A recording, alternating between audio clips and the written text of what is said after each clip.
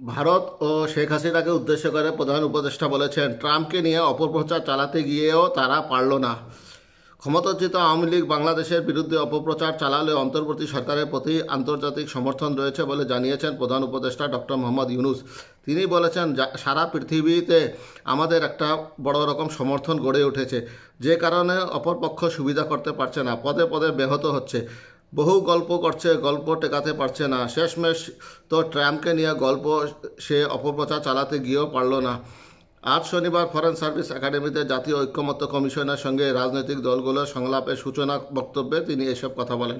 Doctor Mohammad Yunus বলেন, ছোট রাষ্ট্র, বড় রাষ্ট্র, মাঝারি রাষ্ট্র, ধনী রাষ্ট্র সবাই মিলে সমর্থন দিয়েছে।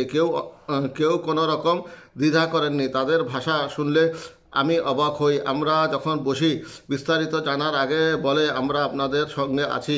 এ পর্যন্ত তারা সমর্থন দিয়ে যাচ্ছেন এবং ক্রমাগতভাবে তাদের সমর্থন বাড়ছে। প্রধান উপদেষ্টা বলেন, আমাদের এই যে দুই সমর্থন, অভ্যন্তরীণ একটা সমর্থন, আন্তর্জাতিক একটা সমর্থন, এই দুই সমর্থনের ভিতর দিয়ে আমরা যদি এই নতুন বাংলাদেশ গড়তে পারি, এটা আমাদের কর্মের দোষ ছাড়া আর কি বলবো। আমরা এই সুযোগটা হাতছাড়া করতে চাই না। প্রধান উপদেষ্টা আরও বলেন, আন্তর্জাতিক মহলে আমাদের জিজ্ঞাসা করে, তোমাদের অর্থনৈতিক দিক থেকে আমরা সাহায্য করতে পারি কি না, সংস্কারের ব্যাপারে আমরাও সাহায্য করব, তোমাদের কি দরকার।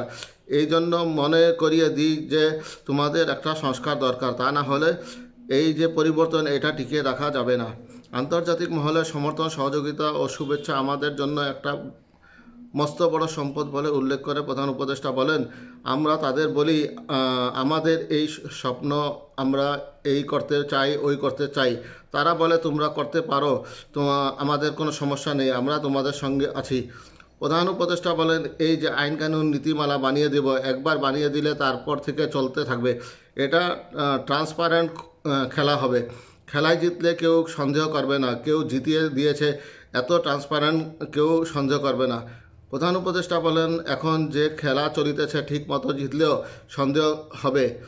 সন্দেহ করে বলে কিছু একটা কলকাঠি নেড়ে করেছে। এই কলকাঠি নাড়ার বিষয়টি আমাদের মনের ভিতর গেঁথে গেছে। কলকাঠি ছাড়া যে দেশ একটা নিয়মে চলতে পারে, সেটা আমরা ভুলে গেছি।